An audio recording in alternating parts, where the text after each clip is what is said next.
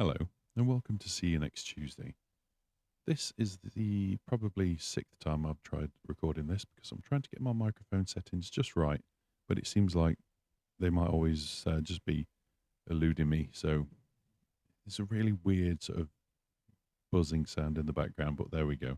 Might just have to live with that. So let's start. This is from Rivalry to Romance by Glitched Hedgehog. This was written, in 2024. It's in September. Wow, okay. So, if there was one word that could sum up Mario, Jumpman Mario, if that's is that his name? Okay, so it would be cheerful. He often had a wide smile plastered just below his famous moustache, and he was generally known to his friends and family as kind and caring, to the point where he prioritized others over himself. You were hard pressed to find anyone in the Mushroom Kingdom, beside a certain overgrown turtle and his lackeys perhaps, who had a single bad thing to say about him. Outside of the Mushroom Kingdom, however, things got a little bit more complicated. Mario was famous. His fame stretched far beyond his own world, and whispers of his escapades seeped into every crevasse of every universe that he could only dream of visiting one day. And with fame came the inevitable detractors, who wondered if he even deserved any of the attention in the first place.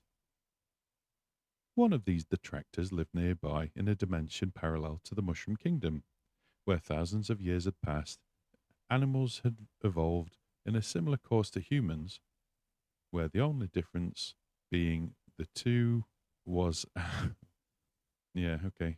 The only difference between the two was outside characteristics, known as the blue blur.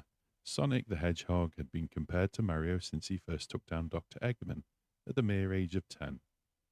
And Sonic couldn't understand why. Sure, they would both be considered as childhood prodigies. Prodigies, yes. He heard that Mario had saved his girlfriend from a giant ape when he was just 16. And sure, that turtle on steroids seemed to be a recurring problem, but that was nothing compared to what he'd been through. He had to fell a god. An experiment gone wrong, deadly robots, and a mad scientist always hell bent on world domination. Sonic thought he deserved to be recognized more for his adventures. He wasn't sure about expressing those thoughts either, constantly taking up pot shots at Mario and making his distaste clearly known. The rivalry made Mario uncomfortable. He hadn't asked for this fame, and all of a sudden he had an egotistical kid from another dimension who had been dragged into the media crossfire. On one hand, Mario felt for him being constantly compared to someone else, but on the other hand, he didn't even know each other. They didn't even know each other. How could Sonic claim to hate him when they had never met face to face? Eventually, Mario learned to accept Sonic's rude remarks as passive annoyance. That would be a perpetual part of his life. After all, Sonic was entitled to his opinion, and trying to change that didn't seem like it would be a possibility. Until it was.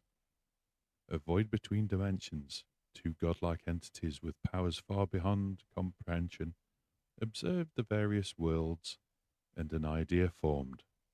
The tournament in which the strongest they had been observing would fight amongst each other to see who was the most powerful in the multiverse.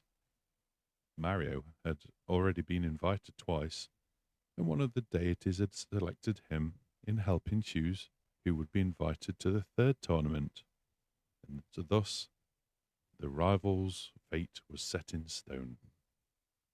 Now, that's been liked by Jellyfish, Milkman, Dance Cat 25, Silver Zephon, Mario 9501, and Sam My Boy, as well as 9 guests.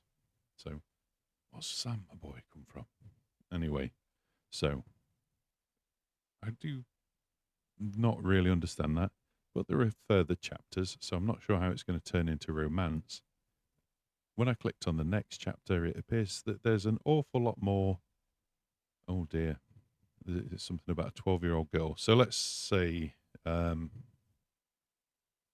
no, that's a note. That's fine. Good. Whew, missed that one. I was about to stop recording and burn this tape. So anyway, I was thinking maybe I should read it in a different voice. If there was one word that could sum up Mario, Jumpman Mario, it would be cheerful. He often had a wide smile plastered just below his famous mustache, and was generally known to his friends and family as kind and caring, to the point where, unfortunately, he prioritized others over himself.